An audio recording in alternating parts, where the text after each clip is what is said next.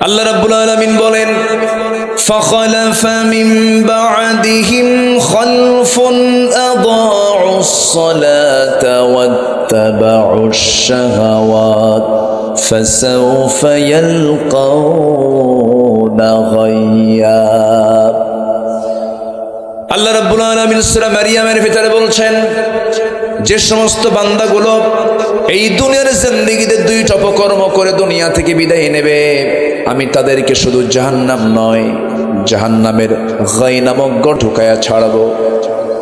আল্লাহ এত রাগ করে কথা বলেছেন, জাহান্নামের গর্ত, যে গাইটা গর্ত আছে, এই গাই নামক গর্তটা এতটাই ভয়ঙ্কর যে জাহান্নাম পর্যন্ত তার নামটা শুনলে ভয় পায়। এত ভয়ঙ্কর সেই জাহান্নামের গর্তের ভিতরে ওই বান্দাকে জাহান্নামের গর্তের মধ্যে ঢুকাবেন। এক নম্বর অপরাধ, যারা নামাজটাকে নষ্ট করে ফেলেছে, নামাজটা যারা পড়ে নাই অথবা নামাজ পড়েছে সহি হয় নাই, যাদের নামাজ নষ্ট হয়েছে বা নামাজটাকে যে ছেড়ে দিয়েছে। নাম্বার 2 হলো নফসের দাসত্ব যে বান্দা করেছে, মন যা চায় তাই যে করেছে। এই দুইটা অপকর্মের জন্য আল্লাহ রাব্বুল আলামিন তাদেরকে জাহান্নামের গাই নামক গর্তের মধ্যে ঢুকায় দিবেন। জোরে বলি নাউযুবিল্লাহ।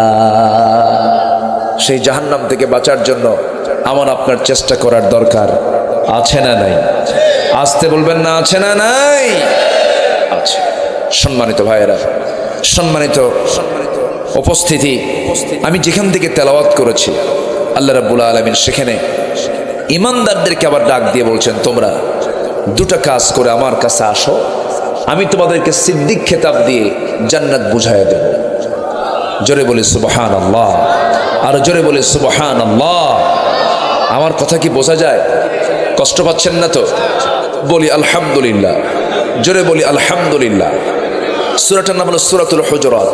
সূরাতুল হুজুরাত, এই সূরাটা প্রত্যেকটা শিক্ষা প্রতিষ্ঠানে যদি সিলেবাস আকারে থাকতো, অন্তত এই সূরাটা সিলেবাসে থাকলে ছাত্র বেয়াদব হতো না, ছাত্রগুলো বেয়াদব হতো না।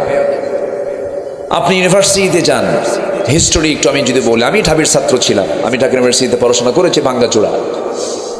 আমি যদি বলি আপনাকে, ভার্সিটিতে শিক্ষক ছাত্রকে চোখ রাঙ্গায় না ছাত্র শিক্ষককে চোখ রাঙ্গায়? ছাত্র শিক্ষকের রুমে ঢোকে আর শিক্ষক ভয়ে দাঁড়ায় বলে, বাবা কি বলো তোমরা বলো। আমি কি ভুল বলতেছি কিছু? তাহলে এই যে চিত্র, এই যে একটা এলোমেলো ভাব, কোরআনের শিক্ষার সাথে সম্পর্ক, কোরআনের সাথে যে শিক্ষার সম্পর্ক আছে, সেখানে কি সেই পরিবেশ আছে? সেই পরিবেশ কিন্তু আপনি সেখানে পাবেন না। আমার চোখে এটা পড়ে নাই, হয়তো বিচ্ছিন্ন কিছু ঘটনা, বিচ্ছিন্ন হয়তো 2-1টা ঘটনা ঘটতে পারে, তাও আমি নিশ্চিত না। মাদ্রাসায় ছাত্র পড়াশোনা করে, কোরআন শিখতেছে, দ্বীন শিখতেছে, এরকম ছাত্র কোনো বেয়াদব আপনি খুঁজে পাবেন না। আসতে বলবেন না, জোরে বলেন ঠিক কিনা? আপনি খুঁজে পাবেন না।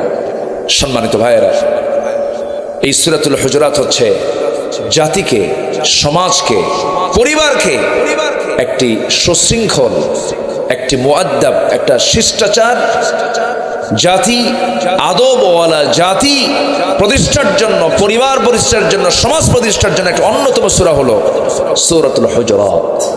আজকে এইগুলো সূরার কোনো প্র্যাকটিস নেই, কোনো শিক্ষা নেই, কেউ কাউকে দাম দেয় না। বাবা তার ছেলেকে দাম দেয় না, ছেলে তার বাবাকে দাম দেয় না। ওস্তাদ ছাত্রকে গুরুত্ব দেয় না, ছাত্র ওস্তাদকে গুরুত্ব দেয় না। নেতা কর্মীকে মানে না, কর্মী নেতাকে মানে না। ইমাম মুসল্লিকে বুঝতে চায় না, মুসল্লি ইমামকে বুঝতে চায় না। এই যে সব জায়গায় যে একটা এলোমেলো ভাব, এটার মূল কারণ হচ্ছে একটাই, সেটা হলো আমরা কোরআন থেকে যে মূল শিক্ষা, সেই শিক্ষা থেকে আমরা কাছে না অনেক দূরে। আসতে বলবেন না, কাছে না অনেক দূরে? অনেক দূরে।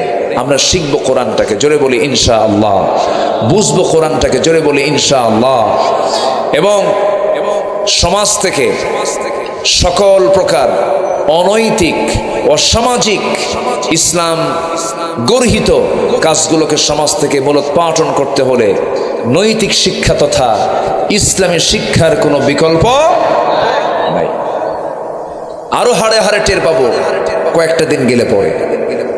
টের পাওয়া শুরু হয়ে গেছে অলরেডি, আরো পাবো কয়েকদিন আরো যাক, এরপর আমরা জাতি হিসাবে বুঝবো যে দ্বীনি শিক্ষার গুরুত্বটা কতটুকু। সম্মানিত ভাইয়েরা, তো আমি মূল আলোচনার দিকে আস্তে আস্তে যাচ্ছি।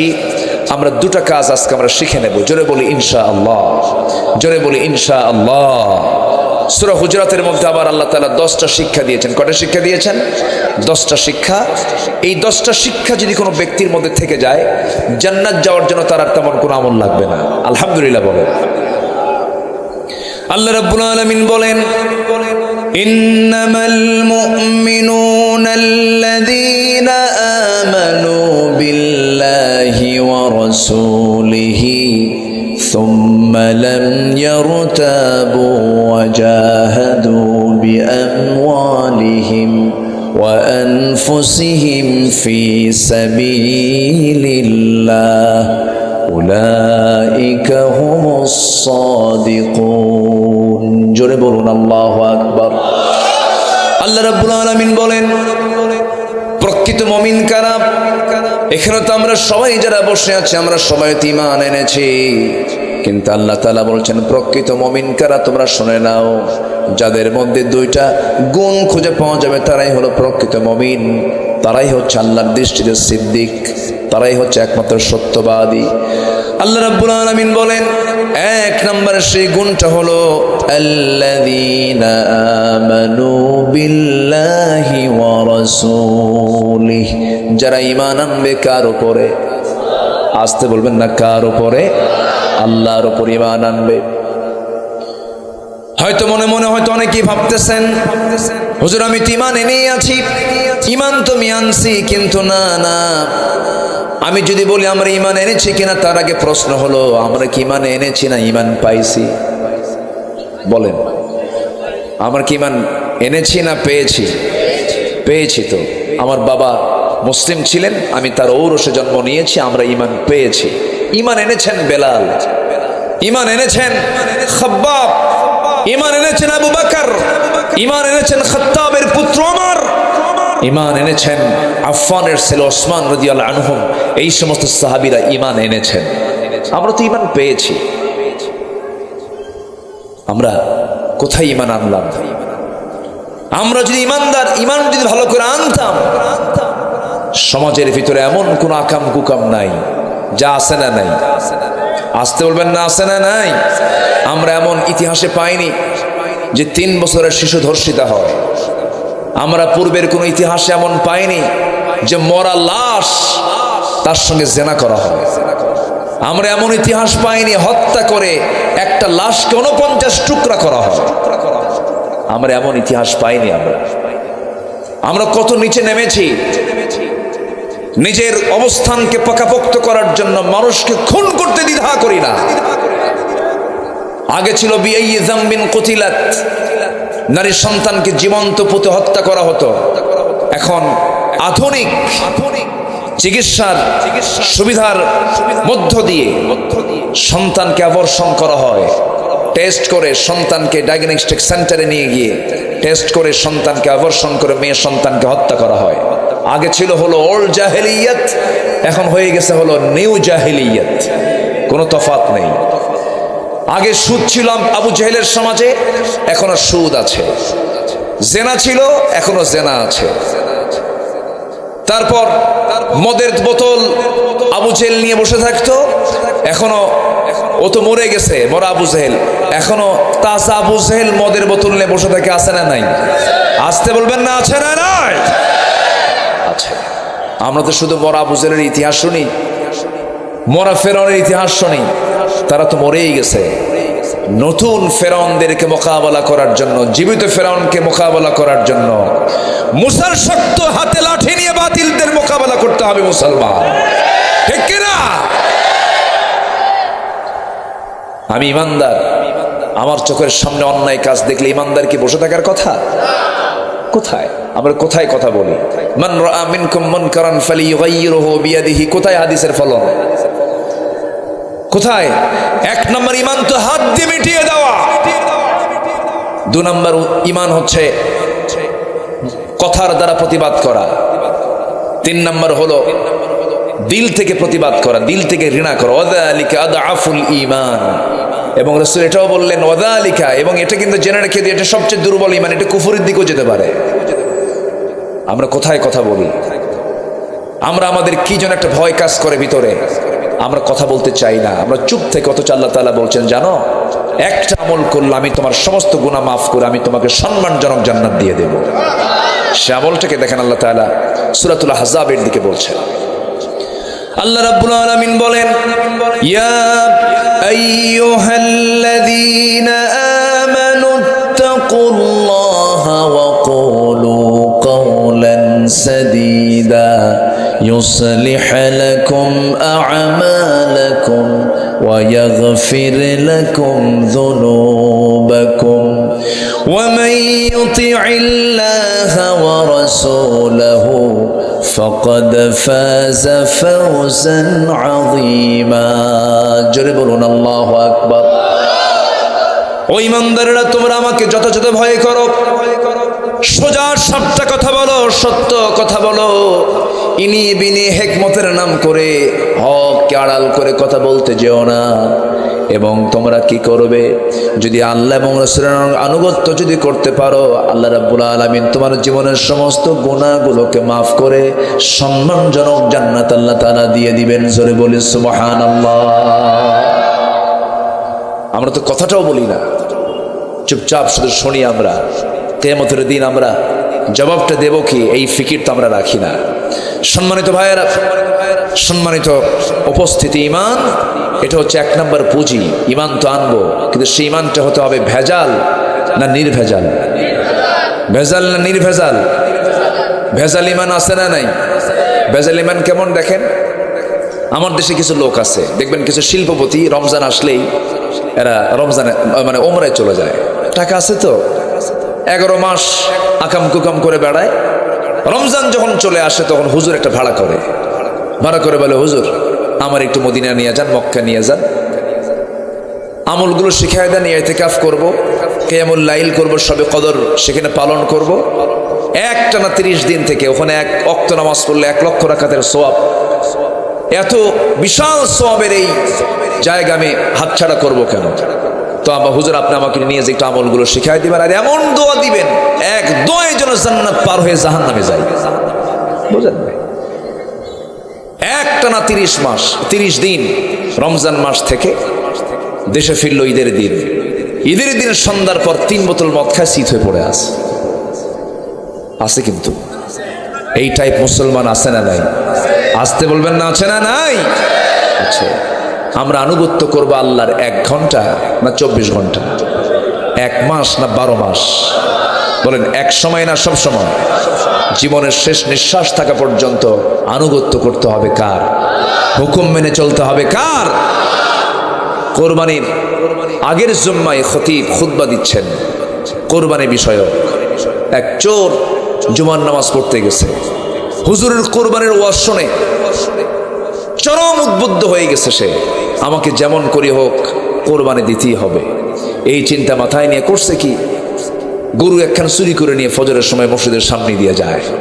ইমাম ওযু করবেন, বাইরে বের হয়ে দেখে হাতে গরু একজনের। এই আল্লাহর গোলাম, তোমার হাতে গরু এই সময় পাইছো কোথায়? হুজুর আপনার জন্যই তো। কেমন জন্য মানে? কেমন ওয়াজ দিলেন, কোরবানি না দিয়ে থাকতে পারি? কোরবানির জন্য গরু আনতেছে, পাইছো কই? হুজুর চুরি করে আনলাম। চুরি করে আনতে কইছে নাকি তোমারে? তা বলেন নাই, কিন্তু একটা হিসাব করলাম কি, আপনার বক্তব্য অনুযায়ী বুঝতে পারলাম পশুর গায়ে যত পশম, প্রত্যেকটা পশমে একটা করে নাকি, আর চুরি করার গুনাহ মাত্র একটা।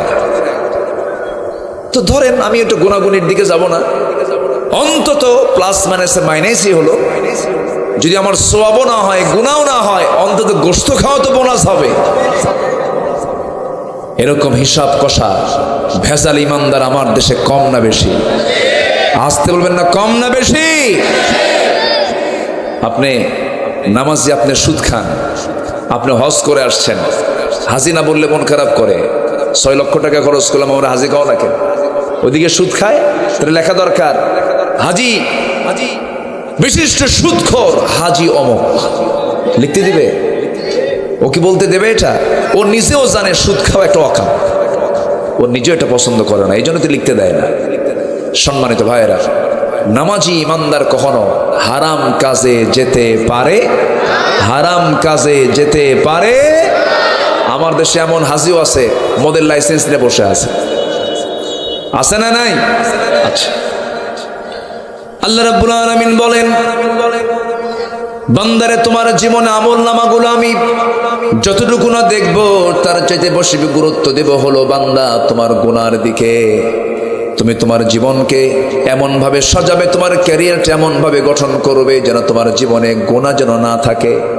বিশেষ করে বড় গুনাহগুলো থেকে তুমি নিজেকে পরহেজ রাখবে।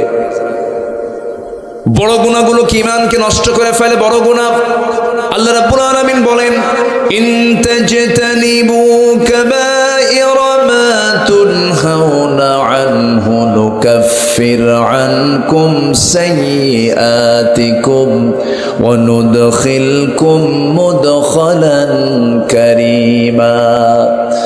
বান্দা তুমি যদি বড় বড় কবিরা গুনাহগুলো ছেড়ে দাও, ছোট ছোট গুনাহের দিকে আমি আল্লাহ নজরই দেব না। আমি তোমাকে এর বিনিময়ে সম্মানজনক জান্নাত আমি তোমাকে দিয়ে দেব। জোরে বলি সুবহানাল্লাহ। হয়তো কিছু নফল নামাজ বাদ গেছে, তাহাজ্জুদ কিছু বাদ চলে গেছে, কিছু জিকির আজগার বাদ চলে গেছে, কিন্তু আমার জীবনে বড় কোনো কবিরা গুনাহ আমার জীবনে অর্জিত হয় নাই। এটা আমার জন্য বড় প্লাস পয়েন্ট। আমার বন্ধুগণ বড় বড় কবিরা গুনার দিকে ইমানদার কখনো যেতে পারে না।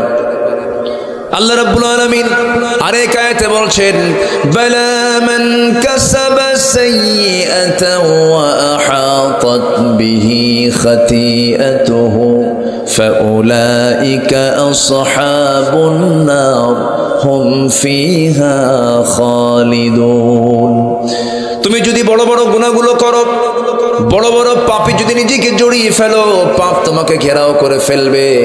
যখন কোনো পাপ বান্দা করে ফেলে তার ভিতরে 7টা অপছন্দনীয় দিক তার মধ্যে চলে আসে।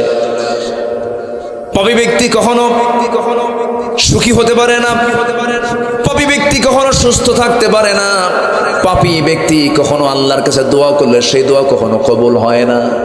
আমার বন্ধুগণ, এই জন্য আমাদের জীবনের সবচেয়ে বড় চ্যালেঞ্জ হলো ইমানদার যারা পাপ মুক্ত জীবন গড়া, গুনাহ মুক্ত জীবন গড়া। আমার ভাইয়ের, আল্লাহ রাব্বুল আলামিন সেই জন্য বলছেন, বান্দা প্রথম শর্ত হলো যারা ভালো করে ঈমান আনবে। ঈমান আনা মানে পাপের দিকে যাওয়া যাবে না, হারামকে না বলতে হবে। একজন সাহাবী নবীর সামনে দাঁড়িয়ে বলছেন, ইয়া রাসূলুল্লাহ আমি বেশি আমল করতে পারবো না। রাসূল বলেন, তুমি কি আমল করবে বলো? ইদা সাল্লাইতুল মাকতুবাত ওয়া সুমতু রমাদান ওয়া হালালতুল হালাল ওয়া হারামতুল হারাম ওয়া লাম আযিদ আলা যালিকা শাইআন আদখুলুল জান্নাতা ইয়া রাসূলুল্লাহ। হে রাসূল, আমি যদি 5 ওয়াক্ত নামাজ পড়ি, রমজান মাসে রোজা রাখি, হালালকে জেনে হালাল জীবন গ্রহণ করি, হারামকে জেনে হারাম জীবনকে বর্জন করি, আমি কি জান্নাত পাবো নাকি? আমার রাসূল সঙ্গে সঙ্গে বললেন, সাহাবী তুমি অনায়াসে আল্লাহর জান্নাতে প্রবেশ করবে। জোরে বলি সুবহানাল্লাহ। কিন্তু তা তো নাই। আপনি ঈমানদার, আপনি ঈমানের দাবি করছেন, আপনি শিরকের সাগরে হাবুডুবু খাচ্ছেন, আপনি জান্নাত পাবেন কেমনে? আমার দেশে মুশরিক আছে না নাই? মুশরিক কিন্তু কোনো গোষ্ঠীর নাম নয়, মুশরিক মুসলিমের মধ্যেও থাকতে পারে। সম্মানিত ভাইয়েরা, সম্মানিত বন্ধুগণ, আল্লাহ সব গুনাহ মাফ করবেন, শিরকের গুনাহ মাফ করবেন না। আপনি রাসূলকে শুধু নামাজে মানবেন, রাসূলকে শুধু দাড়িতে মানবেন, রাসূলকে শুধু চোখের সুরমা ব্যবহারে মানবেন, রাসূলকে শুধু ঢিলা কাপড়ে মানবেন, রাসূলকে শুধু মিষ্টি খাওয়াতে মানবেন, রাসূলকে রাষ্ট্র পরিচালনায়, দেশ পরিচালনায়, আইন পরিচালনায়, সামরিক পরিচালনায়, প্রতিরক্ষা পরিচালনায় রাসূলকে মানবেন না। আপনি একজন আমার নবীর ভণ্ড উম্মত, প্রতারক, মুনাফিক। ঠিক কিনা? রাসূলকে মানতে হবে এক জায়গায় না সব জায়গায়? এক জায়গায় না সব জায়গায়? আমার রাসূলকে আল্লাহ তাআলা উসওয়া হাসানা করে দিয়েছেন। লাকাদ কানা লাকুম ফি রাসূলিল্লাহি উসওয়াতুন হাসানা, আদর্শের বাস্তব নমুনা করেছেন, মডেল করেছেন। অতএব কোন আদর্শ ইমানদার লালন করতে পারে না নবীর আদর্শ ছাড়া। আমাকে যদি কেউ প্রশ্ন করে তোমার আদর্শকে, ইমানদার চোখ বুজে অন্ধের মতো বলে ফেলবে আমার আদর্শের বাস্তব নমুনা হচ্ছেন মুহাম্মদুর রাসূলুল্লাহ। এই সাহসটুকু যার মধ্যে নাই সে কিসের ইমানদার? রাগ করতেছেন নাকি আপনারা? রাগ করতেছেন? আল্লাহ তাআলা ঈমান আনতে বলেছেন আল্লাহর উপরে, নবীর উপরে। সম্মানিত ভাইয়েরা, আমার দেশে বহু লোকের নামই আছে ঈমান আলী। আমার গ্রামে এক লোকের নাম আছে ঈমান আলী। ও গাঁজা খায়, নামাজ পড়ে না। তো একদিন বললাম, মুরব্বী নামাজটা পড়েন, নামটা এত সুন্দর, কে নাম তো আমার ঠিকই আছে, নাম ঈমান আলী, নামাজ নাই। নাম হলো রমজান আলী। রমজান মাসে দুপুরবেলা ভাত খায়। কি রাখছে নাম? রমজান আলী। নাম হলো বাদশা মিয়া, ভিক্ষে করে খায়। নাম হলো খোকা মিয়া, বয়স 85 বছর।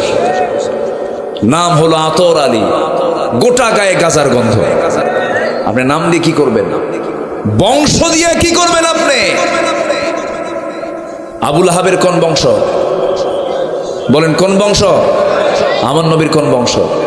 আবু জেহেল কোন বংশ? অনেকদিন আগে এক মাহফিলে গেছি আমি, বেলাল ভাই।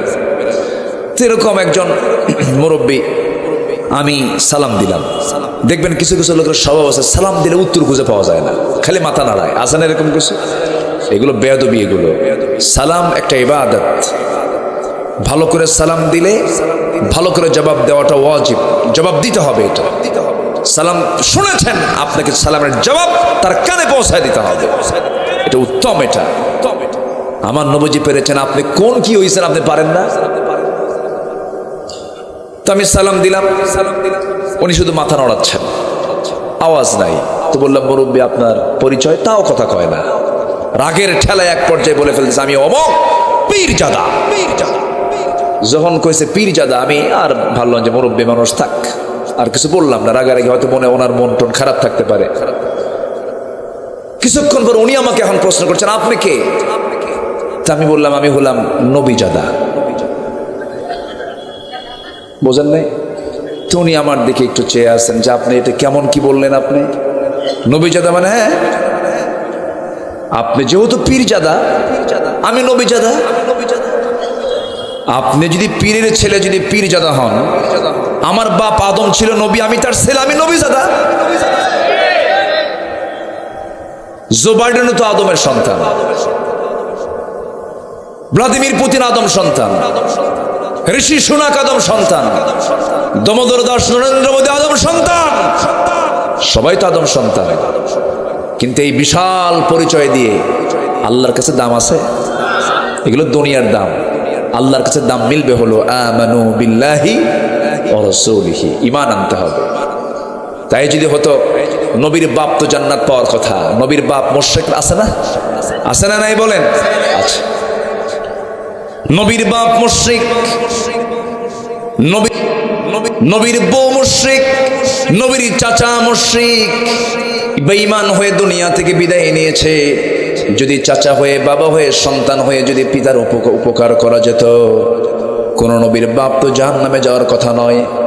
ইব্রাহিম আলাইহিস সালাম এত বড় একজন নবী ছিলেন, তার বাপ ছিল মুশরিক, জান্নাতে না জাহান্নামী। জাহান্নামী নবী হয়ে কোনো লাভ হবে না।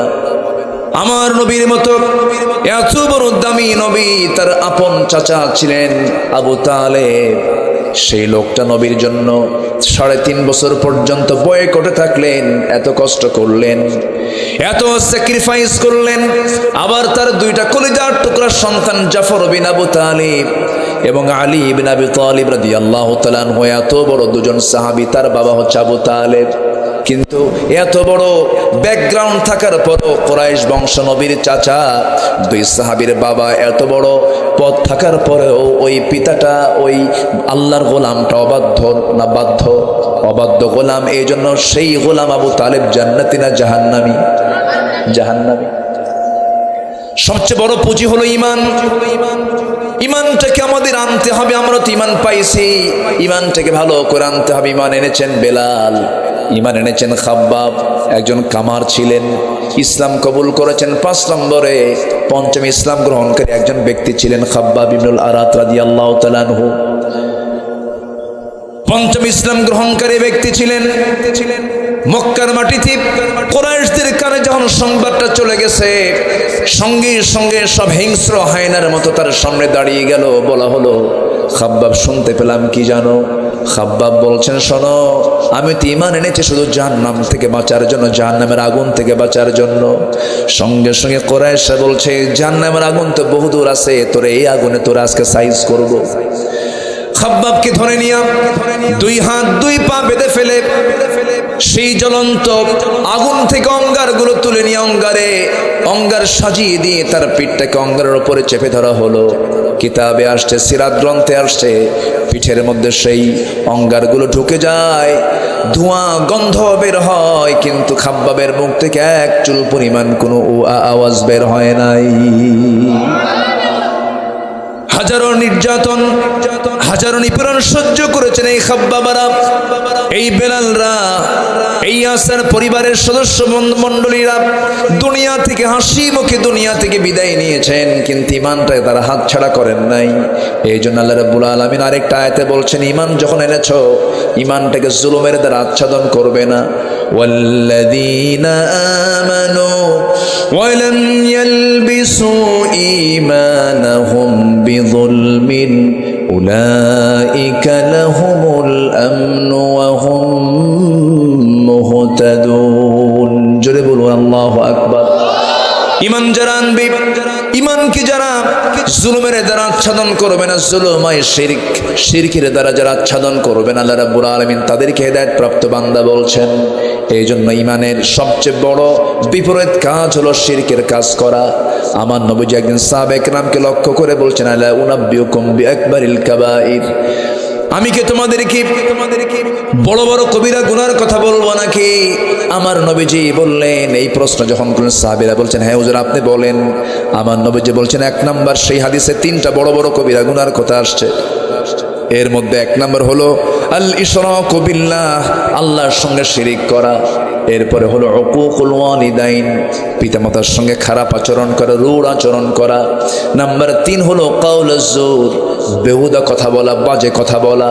এই 3টা অপরাধ বুঝি আজকের সমাজে নাই?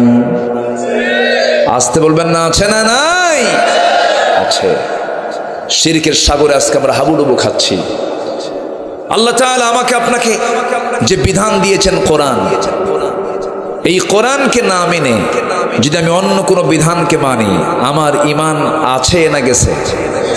ঈমান আছে না গেছে?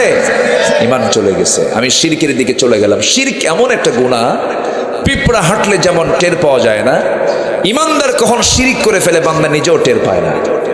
এত ভয়ঙ্কর গুনাহ হলো শিরকের গুনাহ। শিরকের গুনাহ থেকে আমাদেরকে পরহেজ থাকতে হবে। আল্লাহ কবুল করুন, জোরে বলে আমিন। আমি কি শেষ করে দেব নাকি? তো এই যে নড়াচড়া করতেছেন কেন? আজান হোক, সমস্যা নেই, আজান হবে।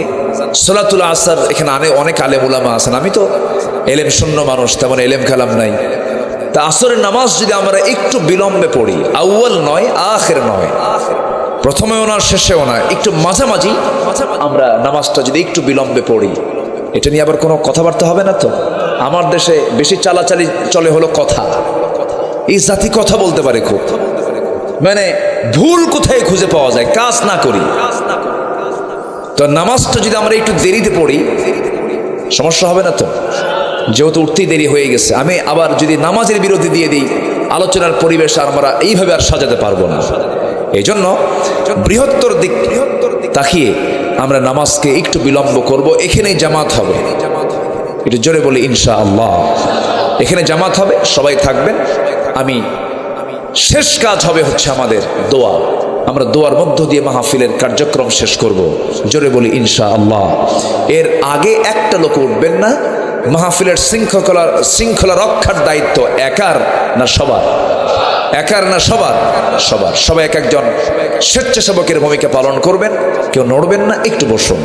আমি আলোচনার একটু মাঝ বরাবর, মিডিল, মানে একদম মাঝপথে আমি আছি। আমি যেন শেষের দিকে আস্তে আস্তে যেতে পারি, আপনারা আমাকে সহযোগিতা করবেন, সম্মানিত ভাইয়েরা। তাহলে ইমান আমরা পেয়েছি, আমরা ইমানটাকে ভালো করে আনবো। জোরে বলি ইনশাআল্লাহ, জোরে বলি ইনশাআল্লাহ। দল করতেই হবে, দলটা করব আমরা কার? আসতে বলবেন না, কার? যে নেতৃত্বে নামাজ নাই সেই নেতৃত্ব আমরা মানি না। ও যুবকরা, তোমার একটু মনোযোগ দিয়ে শোনো, যারা ইয়াং আছো, ইয়াং যারা আছো, যে নেতা তোমার হাতে ইয়াবা তুলে দেবে, যে নেতা তোমার হাতে মদের বোতল তুলে দেবে, যে নেতা তোমার হাতে অবৈধ অস্ত্র তুলে দেবে, যে নেতা তোমাকে ব্যবহার করবে, যে নেতা তোমাকে জেরা করার জন্য নারী তুলে দেবে, ওই সমস্ত নেতৃত্বের মুখে আমরা জুতা মারি, থুতা মারি। রাজি আছেন কারা কারা? হাত উঁচু করে দেখান মুসলমান।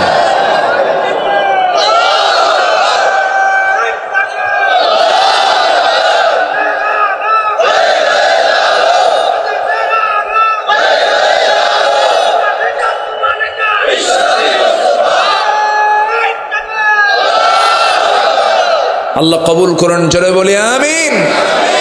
রাসূলকে মানবো আমরা এক জায়গায় না, সব জায়গায়। এটাই হচ্ছে একটা গ্রুপের সঙ্গে আমাদের দ্বন্দ্ব। ওরা রাসূলকে, আল্লাহকে শুধু মসজিদ আর মাদ্রাসার মধ্যে সীমাবদ্ধ রাখতে চায়, কিন্তু আমার রাসূলকে শুধু নামাজে রাখলে হবে না, আমার রাসূলের আদর্শকে, মডেলকে সব জায়গায় বাস্তবায়ন করতে হবে মুসলমান। সম্মানিত ভাইয়েরা, সম্মানিত বন্ধুগণ, ইমানটাকে আমরা ভালো করে আনবো। জোরে বলি ইনশাআল্লাহ, আর জোরে বলি ইনশাআল্লাহ। শিরকের কাজে যাওয়া যাবে, আল্লাহ তুশরিক বি শাইআন, শিরক মুক্ত হয়ে আমার কাছে আসো। আনানাস সামা বিকরাবিল আরদিল খাতায়া, তোমার গুনাহ গোটা জমিন ছেয়ে গেছে, আকাশ ছেয়ে গেছে, কোনো সমস্যা নাই, শিরক মুক্ত হয়ে আয়, আমি তোর সব গুনাহ মাফ করে দেব। কার কথা? আল্লাহর কথা। কিন্তু শিরকে তো আজকে জাতি হাবুডুবু খায়। নাম্বার 2, রাসূল বললেন বড় গুনাহ হলো বাপ মার সঙ্গে খারাপ আচরণ করা। এমন সন্তান তো রাজবাড়ি নাই। আপনারা তো আপনাদের রাজবাড়ি, তাই না? এমন মানে এই এলাকায় কোনো ফকির টকির নাই। কেন? রাজবাড়ি তো। বলি আলহামদুলিল্লাহ, আল্লাহ আপনাদেরকে দুনিয়ারও রাজা বানান, আখিরাতেরও রাজা বানান। জোরে বলি আল্লাহুম্মা আমিন। কিন্তু আল্লাহ তো আমাদেরকে রাজা বলেন না, আমাদেরকে বলছেন ওয়ান্তুমুল ফুকারা, তোরা সবগুলো ফকির, তোরা সবগুলো ফকির, তোদের প্রয়োজন হয় আরেকজনের কাছে চাইতে হয়। আমি হলাম ধনী, তোরা সব ফকির। কার কথা? আর সেই ফকির আমরা সব সময় অন্যের মুখপক্ষী।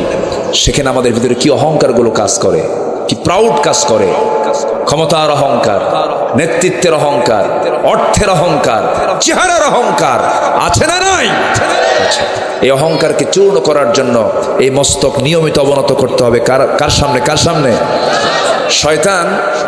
শয়তানও কিন্তু ওয়াজ করে। শয়তান প্রত্যেক রাত্রিবেলা, শেষ রাতে শয়তান চলে আসে বান্দার কাছে ওয়াজ করার জন্য। একটা ওয়াজ করে হাদিসে আসছে, সে ওয়াজটা হলো আলাইকা লাইলুন তাওয়িল, আলাইকা লাইলুন তাওয়িল, তোমার রাতটা অনেক লম্বা, তোমার রাতটা অনেক লম্বা, ঘুমাও। আর আল্লাহ তাআলা ওই সময় বান্দাকে মাফ করার জন্য প্রথম আকাশে চলে আসে। জোরে কোন সুবহানাল্লাহ। তো আল্লাহ তাআলা প্রথম আকাশে আসেন মাফ করার জন্য, আর শয়তান কয় তুই ভালো করে ঘুম পার, ভালো করে ঘুম পার। ওই সময় শয়তান বান্দার ভিতরে 3টা গিট দিয়ে দেয়, 3টা গিরো দিয়ে দেয়। গিট বলে না গিরো বলে এলাকায়? কি ওই যে দড়ি দিয়ে কি বাঁধন দেয়, এটা কি বলে? গিরা দেয়। ভাষা তো বহু, বাংলা তো মূল মাদার তো বাংলায়, কিন্তু বিভিন্ন জায়গায় বিভিন্ন রূপ হয়ে গেছে। তবে রাজবাড়ির ভাষা বোঝা যায়, আলহামদুলিল্লাহ বোঝা যায়। যশোর লাগোয়া তো, কুষ্টিয়া লাগোয়াই তো, পাংশা খোকসা এগুলো তো সব সুন্দর ভাষা। এই জন্য মোটামুটি এই এলাকার ভাষাটা বোধগম্য, বোঝা যায়। নোয়াখালীর ভাষা আরো বোঝা যায়। মাহফিল ছিল নোয়াখালী, তো রাতের বেলা ঘুমাবো, একটা ছোট্ট ছেলে বাবার সামনে শুধু দৌড়াচ্ছে, ও ঘুমায় না। বাপ খেপে গিয়ে ওই ছোট্ট ছেলেকে ডাক দিয়ে বলতেছে, এই মুতিয়াই হুতিজা, মুতিয়াই হুতিজা, মানে তাড়াতাড়ি পেশাব করে ঘুমায়া পড়ো, পেশাব করো ঘুমিয়ে পড়ো, মুতিয়াই হুতিজা, মানে এত শর্টে মারছে বোঝাই কঠিন। কত ভাষা, এই ভাষাগুলো কে দিয়েছেন বলেন তো? আল্লাহ তাআলা দিয়েছেন। রাজবাড়ির ভাষাও সুন্দর, বলি আলহামদুলিল্লাহ। তো গিট গিট বলে না গিরো বলে, কি বললেন আপনারা? গিরা বলে। তো শয়তান ওই সময় এসে এই ওয়াজটা করে আর এই 3টা গিরা দিয়ে দেয়, 3টা গিট মেরে দেয়। আমার রাসূল বললেন, ওই 3টা গিট যদি কোনো বান্দা তুমি ছাড়াতে চাও, 1 নম্বর পরামর্শ হলো, হাদিস এসেছে, ওই বান্দার 3টা গিট, শয়তানের দেওয়া 3টা গিট ওই বান্দা ছোটাতে পারবে যে বান্দা ওই সময় ঘুম থেকে সোজা পিঠটাকে বিছানা থেকে সরিয়ে দিয়ে যখন উঠে বসবে, আলহামদুলিল্লাহিল্লাযী আহইয়ানা বা'দামা আমাতানা ওয়া ইলাইহিন নুশুর যখন বলবে, 1টা গিট ছুটে যায়। নাম্বার 2, যখন ওযু বানায়, শয়তানের আরেকটা গিট ছুটে যায়। এইদিকে বান্দা যখন ওযু বানালো, হাতের গুনাহ মাফ হলো, মুখের গুনাহ মাফ হলো, মাথার গুনাহ মাফ হলো, পায়ের গুনাহ মাফ হয়ে গেল। বান্দা যখন হেঁটে হেঁটে কষ্ট করে যখন মসজিদের দিকে গিয়ে নামাজে দাঁড়ায়, নামাজের মধ্য দিয়ে 3টা গিট সঙ্গে সঙ্গে শয়তানের সব ছুটে যায়। 1 নম্বর কাজ হলো, সামনে রমজান আমরা পাচ্ছি, রমজান মাস হবে আমাদের জন্য কোরআন শেখার মাস। মনে আছে তো? সবার মনে থাকবে তো ইনশাআল্লাহ? আমরা দিনটা শুরু করব কি নামাজ দিয়ে বলেন? বলেন কি নামাজ দিয়ে বলেন? ফজর নামাজ দিয়ে। 3টা গিট যখন কোনো বান্দা ছোটাতে পারে, শয়তান সারাদিন তার কাছে এসে আর আরাম পায় না। তাহলে আমরা সবাইকে শয়তানের 3 গিটকে ছোটাতে রাজি আছি? সবাইকে ছোটাতে রাজি আছি? রমজান মাসে কোরআন শিখব আর দিন শুরু করব ফজর দিয়ে। মুনাফিক ফজর পড়তে পারে না। মুনাফিকের কাতার থেকে নিজের নামটাকে যদি আপনি কেটে নিতে চান, ফজর নামাজ আমরা রেগুলার করব। কারা কারা একটু হাত তুলে দেখেন তো দেখি। ফজর নামাজ জোরে বলি, ইয়া আল্লাহ, আমাদেরকে আগামী রমজানে কোরআন শেখার তৌফিক তুমি আল্লাহ দিয়া দাও। ইয়া আল্লাহ, আমাদেরকে ফজর, জোহর, আসর, মাগরিব, ইশা 5 ওয়াক্ত সালাত আদায় করার তৌফিক তুমি আল্লাহ দিয়া দাও। জোরে বলি আমিন, আরো জোরে আমিন। হাত নামা। কষ্ট দিয়ে ফেললাম মনে হয়, কষ্ট পাননি তো? আচ্ছা, সম্মানিত ভাইয়েরা, 3টা বড় বড় কবিরা গুনাহ। কবিরা গুনাহ হচ্ছে ঈমানের সঙ্গে সাংঘর্ষিক। রাসূল বলেন, উকুকুল ওয়ালিদাইন, পিতামাতার সঙ্গে খারাপ আচরণ করা। এমন সন্তান তো রাজবাড়িতে নাই নাকি? আছে না নাই? শিক্ষার হার আগের চাইতে কমেছে না বেড়েছে? বেড়েছে। চরিত্রের মান, চরিত্রের মান বাড়ছে। চরিত্রের মান নাই, নৈতিকতার মান নেই। নাটোরে মাহফিল ছিল কয়েকদিন আগে। এক মুরব্বী, 70 বছরের একজন বুড়ি মহিলা, একজন মা কষ্ট করে আমার টেবিল পর্যন্ত একটা চিঠি পাঠিয়েছেন। সেই চিঠিতে লেখা, কাঁপা কাঁপা হাতে, বয়স্ক হাতে লেখা, বাবাজি আসসালামু আলাইকুম সালাম দিয়ে আমাকে বলতেছে, আমার বয়স 70 বছর পার হয়ে গেছে, আমার একটা মেয়ে বিয়ে দিয়েছি, 4টা ছেলে আমার পাশেই থাকে, তারা আমার ঘরের আশেপাশেই তাদের ঘর, তাদের বউ আছে, বাচ্চা আছে, কিন্তু হুজুর আপনি কি জানেন আমি 70 বছর আমি একা রান্না করে খাই, আমার ছেলেরা আমাকে রান্না করে দেয় না। আছে এরকম পরিবার কি আছে? আসতে বলে আছে না নাই বলেন তো?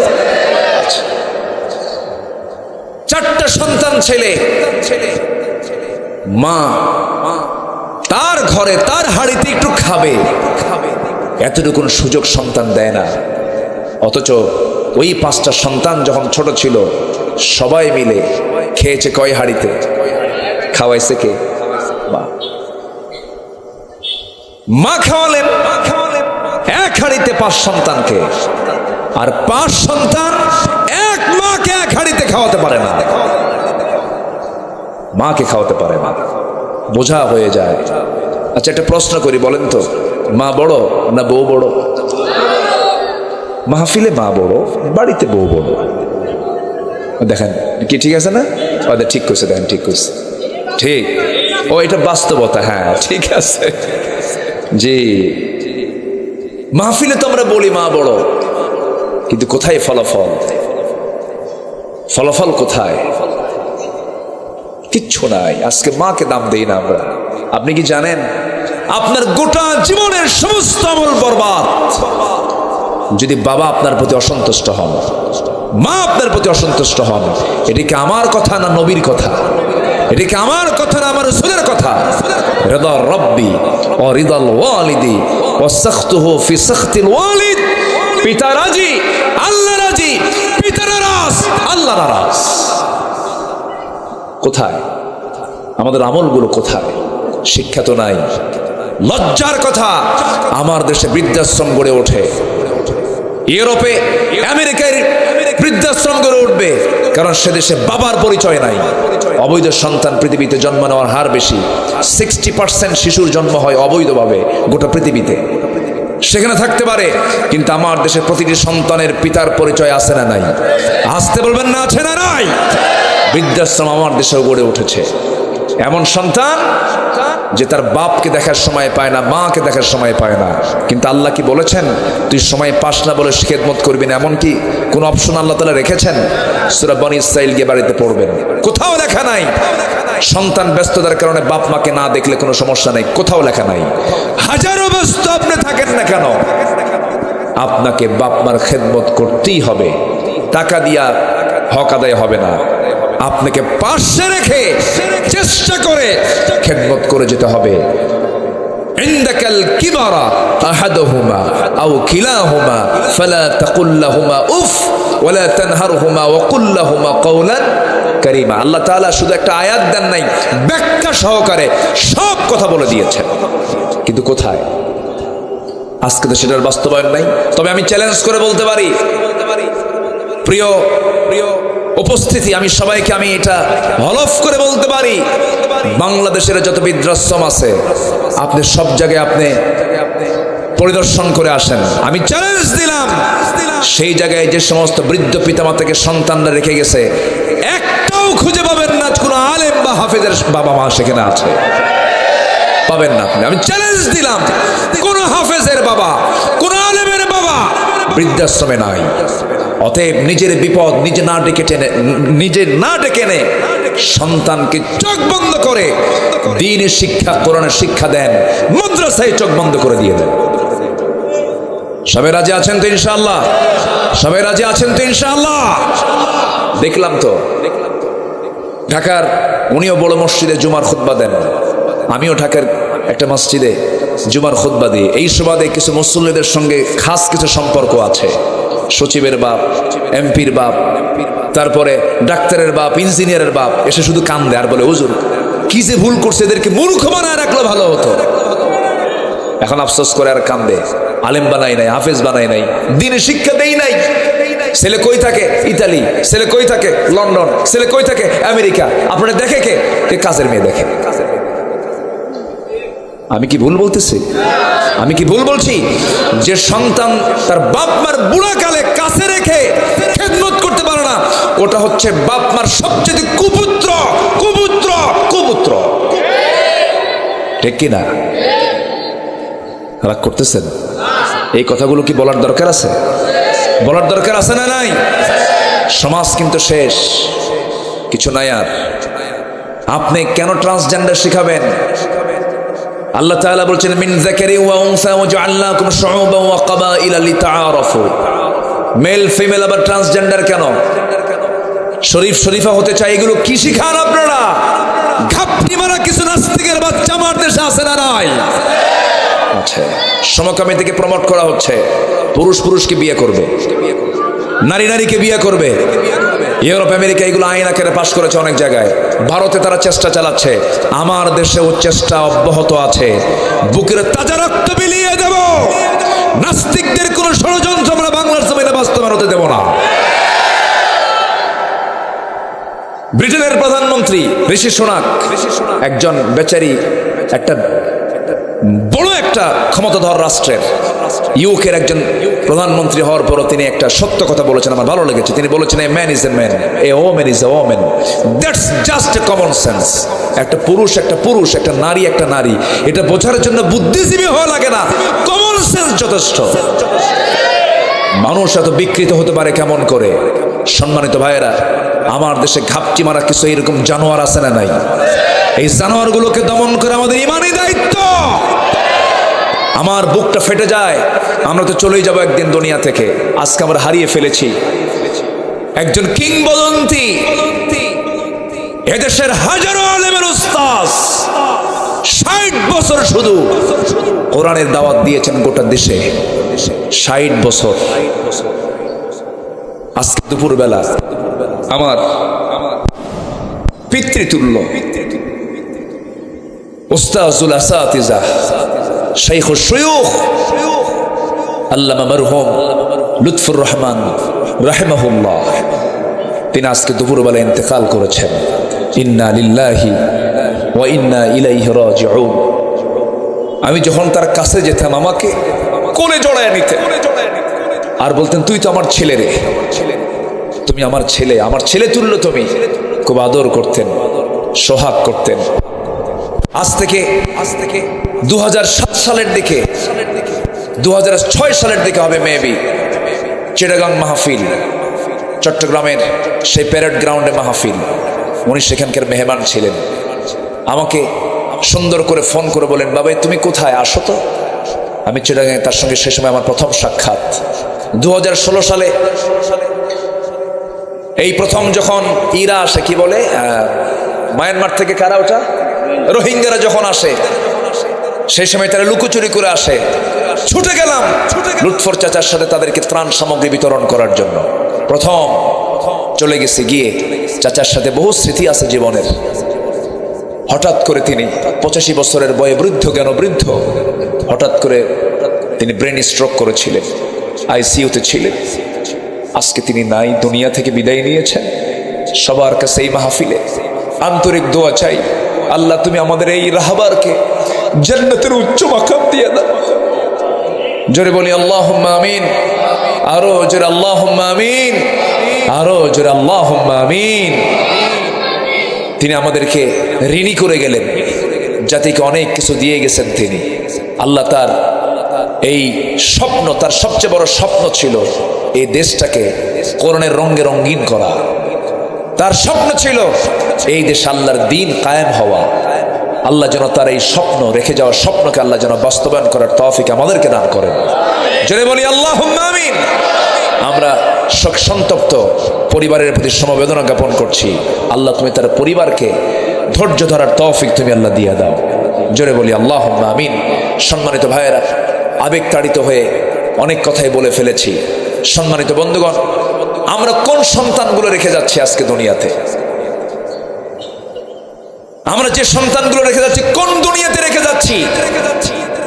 আমরা যতটুকু আছি এখন ভালো, আজ থেকে 20 বছর 30 কোন জনপদে, কোন বাংলাদেশে রেখে যাব আমরা? আমাদের সন্তানদের ফিউচার কি হবে আমাদের চিন্তা করার দরকার আছে না নাই? আসতে বলবেন না, আছে না নাই? অতএব সব দেখা শেষ, আগামীর দেশ হবে কোরআনের দেশ। সবাই রাজি আছেন তো ইনশাআল্লাহ? আল্লাহ কবুল করুন, জোরে বলি আমিন। পিতামাতার সঙ্গে নাফরমানি করা যাবে না। সন্তান যারা আছো, বাপ মাকে কষ্ট দিবা না। এই শিক্ষাগুলো কোরআনে আছে। দ্বীনের শিক্ষা হাসিল করো, কোরআন বোঝার চেষ্টা করো। আমার নবী যেরকম করে একদিন ওয়াজ করছিলেন, হঠাৎ করে রাসূল আগের ইতিহাস টানতেছিলেন। দেখেন না, দাদার কাছে বসলে দাদা আগের কথাগুলো কয়। তো এরকম করে আমার নবীজি সাহাবে কেরামকে নিয়ে ওয়াজ করতেন, হঠাৎ করে বলতেছেন, তোমার কি জানো বনি ইসরাঈলদের যুগে একটা ঘটনা ঘটেছিল? কি ঘটনা? হুজুর আপনি বলেন, আপনি বললে আমরা শুনবো। রাসূল তখন শুরু করে দিলেন, বনি ইসরাঈল যুগে 3 জন যুবক একসঙ্গে তারা রওনা দিল। কি সুন্দর করে সাহাবীরা শুনছিলেন। এরপরে কি হলো? রাসূল বললেন, ওই 3 জন যুবক রওনা দিয়েছে, রওনা দিয়ে প্রতিমধ্যে হঠাৎ করে ঝড় শুরু হয়ে গেছে। সেই ঝড়ের কবলে পড়ে গেল তারা। সেই ঝড় থেকে বাঁচার জন্য তারা করলো কি?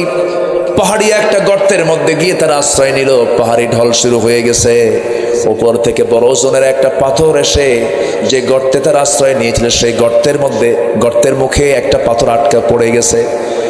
এই পাথর সরানোর কোনো উপায় ছিল না, মরণ ছাড়া কোনো উপায় তাদের ছিল না। সাহাবে কেরাম বলেন, ইয়া রাসূলুল্লাহ এরপরে কি হলো? রাসূল বলছেন, শোনো, ওই সময় 3টা যুবক যখন ওই গর্তের মধ্যে যখন আটকে গেছে, বন্দী হয়ে গেছে, এমন সময় 3 জন 3 দিকে তারা মুখটা ফিরায় আল্লাহর কাছে রোনাজারি করে কাঁদতেছে। এক যুবক বলে, আল্লাহ, জীবনে তেমন কোনো ভালো আমল করতে পারি নাই, তবে আমার কাছে একজন শ্রমিক কাজ করতে এসেছিল, সকাল থেকে সন্ধ্যা পর্যন্ত কাজ করলো, আমি তার পাওনাটা দেব, কিন্তু সে আমার কাছে আসে নাই বলে দিতে পারি নাই। অনেক দিন ধরে আমি তাকে খুঁজেছি, তাও পাই নাই। ওই শ্রমিকের শ্রমের পাওনাটা দিয়া একটা ছাগল কিনেছিলাম, সেখান থেকে ছাগল হতে হতে একটা ছাগল পাল হয়ে গেছে। বহুদিন পরে আমার কাছে আসলো সেই টাকা নেওয়ার জন্য। আমি তাকে সেই টাকাটা না দিয়া আমি আমানত রক্ষা করার জন্য টোটাল ছাগল পালটা আমি তার হাতে অর্পণ করে দিয়েছিলাম। আল্লাহ, তুমি যদি আমার এই আমানতের এই নেক আমলকে তুমি যদি পছন্দ করো, এই বিপদ থেকে আল্লাহ আমাকে বাঁচাও। সঙ্গে সঙ্গে পাহাড়ের সেই গর্তের মুখ থেকে পাথরটা একটু সরে গেল। আর একজন যুবক দোয়া করে, আল্লাহ, জীবনে তেমন কোন আমল করতে পারে নাই, তবে কোন এক রাতে আমি আমার চাচাতো বোনের ঘরের মধ্যে ঢুকলাম, পরিকল্পিত অনুযায়ী আমি তার সঙ্গে জেনার কাজ করব। কিন্তু জেনার কাজ আমি যখন করতে গেছি, আমার সেই বোনটা আমাকে সতর্ক করে বলল, শোনো আমার ভাই, জেনা তো করতে আসছো, ঠিক আছে, সমস্যা নেই, তবে এই দুজন শুধু আমরা নই এখানে, কিন্তু আল্লাহ কিন্তু আমাদের বড় সাক্ষী, আল্লাহ কিন্তু দেখছেন। ও আল্লাহ, সেই সময় আমি তোমার শুধু ভয়ে জেনার কাজে অংশগ্রহণ করি না, আল্লাহ বিপদ থেকে বাঁচাও। সঙ্গে সঙ্গে ওই পাথরটা ওই পাহাড়ের মুখ থেকে একটু সরে চলে গেছে, আর একটু সরে চলে গেছে। এমন সময় আরেকজন যুবক দোয়া করে, আল্লাহ, জীবনে তেমন কোন আমল করতে পারি নাই, তবে এক রাতের কথা আল্লাহ তোমাকে বলি। সেই রাতে, যে রাতে গভীর রাত আসতে দেরি হয়েছে বাড়িতে, নিজের শরীরটা পরিচ্ছন্ন করলাম, বউ আমার সামনে এক গ্লাস দুধ দিল, সেই দুধটা আমি খেলাম না। আমার নিজের মেয়ে আমার সামনে সে কান্নাকাটি করছে দুধ খাওয়ার জন্য, আমি তাকেও দিলাম না। নিজেও না খায়া, সন্তানকে না খাওয়ায়া আমি সোজা চলে গেছে মার ঘরে। মাকে গিয়ে দেখি মা আমার ঘুমন্ত অবস্থায়, ডাক দিলাম না। ঘুম থেকে যখন জায়গা পেয়ে গেছি, মাকে লক্ষ্য করে বললাম, মা, এই যে তোমার জন্য হাতে গ্লাস নিয়ে দাঁড়ায় আছি, মা, তুমি গ্লাসের দুধটা পান করলে আমি খুশি হয়ে যাব। মাকে আমি নিজ হাতে খাওয়াই দিছি। আল্লাহ, জীবনে তেমন কোন আমল নাই, তবে আল্লাহ এই রাতে আমার মার এতটুকু খেদমত করেছে, তুমি আল্লাহ আমাদেরকে এই বিপদ থেকে বাঁচাইয়া দাও। সঙ্গে সঙ্গে ওই পাহাড়ের গর্তের মুখ থেকে টোটাল পাথরটা সম্পূর্ণ সরে গেল। তিনজন যুবক সেই বিপদ থেকে উদ্ধার পেয়ে গেলেন। কে বাঁচালেন? আসতে বলবেন না, কে বাঁচালেন? আমার রাসূল এই ইতিহাসটা টানলেন কয়টা শিক্ষা নেবার জন্য? বলেন কয়টা শিক্ষা নেবার জন্য? এই তিনটা শিক্ষা। প্রত্যেকটি ইমানদারের গুণ, প্রত্যেকটি ইমানদারের মধ্যে এই সমস্ত গুণগুলো থাকতে হবে। এক নম্বর হলো আমানত, আমানতকে নষ্ট করা যাবে না। নাম্বার 2 হলো যুবকরা, যৌবনকে নষ্ট করা যাবে না। বিবাহ পূর্ব কোনো নোংরামি করা যাবে না, হারাম কাজে জড়ানো যাবে না, হারাম রিলেশন করা যাবে না, পাপ কাজে যাওয়া যাবে না। ওয়ালা মুত্তাখিদি আখদান ওয়ালা মুত্তাখিদাতি আখদান, গোপন গোপন কোনো নোংরামি করা যাবে না। মেসেঞ্জার, ইমো, হোয়াটসঅ্যাপ, লাইন, ভাইভার, এগুলোতে পরনারীর কোনো ইনবক্সে ঢোকা যাবে না, চ্যাট করা যাবে না, গুনাহে কবিরা হয়ে যাবে। এই সমস্ত কাজগুলো করা যাবে না, নোংরামি এগুলো করা যাবে না। নাম্বার 3 হলো নিজের ঘরের যে বাবা মা আছে, সবার আগে বাপ মাকে দাম দেব আমরা বেশি। এই 3টা গুণ কোনো বান্দার মধ্যে থাকলে পরে সেই ইমানদারটা পরিপূর্ণ ইমানদার হয়ে যাবে। জোরে বলি সুবহানাল্লাহ। আল্লাহ আমল করার তৌফিক দান করুন। জোরে বলি আল্লাহুম্মা আমিন। আরো জোরে আল্লাহুম্মা আমিন। ইমানদার কারা? যারা নামাজটাকে ঠিক মতো পড়বে, জিহ্বাকে কন্ট্রোল করবে, চরিত্রকে কন্ট্রোল করবে, গোপনাঙ্গকে হেফাজত করবে। আনিল লাগফি মুরিদুন ওয়াল্লাযীনা হুম লিফুরুজিহিম হাফিযুন আলা সালাওয়াতিহিম হাফিযুন ওয়াল্লাযীনা হুম লিআমানাতিহিম ওয়া আহদিহিম রাউন। এই সমস্ত গুণ যদি থাকে সেই ইমানদার, নচেত সেই ইমানদার হতে পারে। আল্লাহ কবুল করে। জোরে বলি আমিন। সেই দিন এক যুবক আমাকে ফোন দিয়ে বলে, হুজুর একটা প্রশ্ন। কি?